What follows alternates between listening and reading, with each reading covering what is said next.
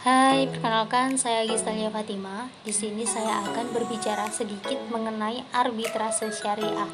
Jadi, apa itu arbitrase syariah? Arbitrase syariah itu merupakan salah satu cara penyelesaian sengketa di luar pengadilan berdasarkan perjanjian arbitrase syariah secara tertulis oleh para pihak yang bersengketa.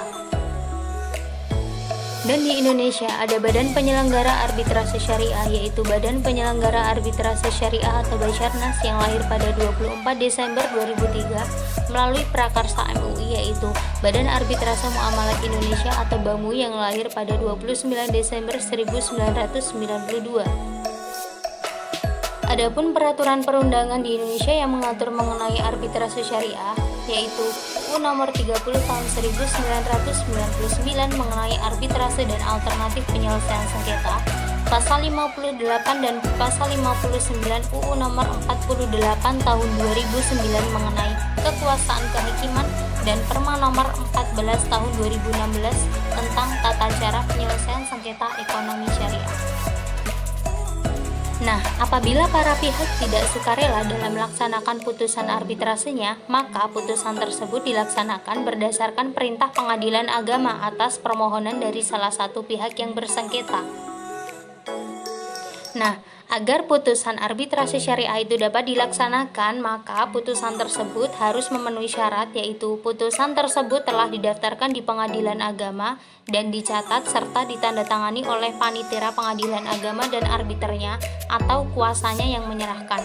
Apabila salah satu syarat tersebut tidak terpenuhi, maka ketua pengadilan agama menolak permohonan tersebut.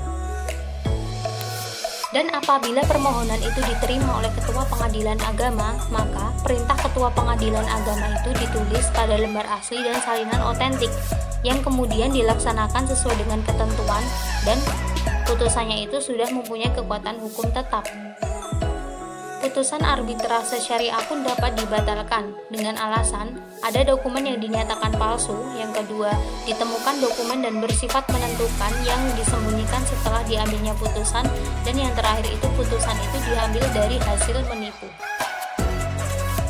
Mengenai ketentuan pembatalannya, yaitu pembatalan tersebut diajukan secara tertulis kepada ketua pengadilan agama.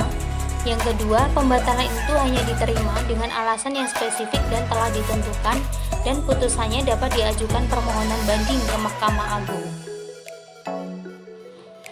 Adapun arbitrase syariah internasional.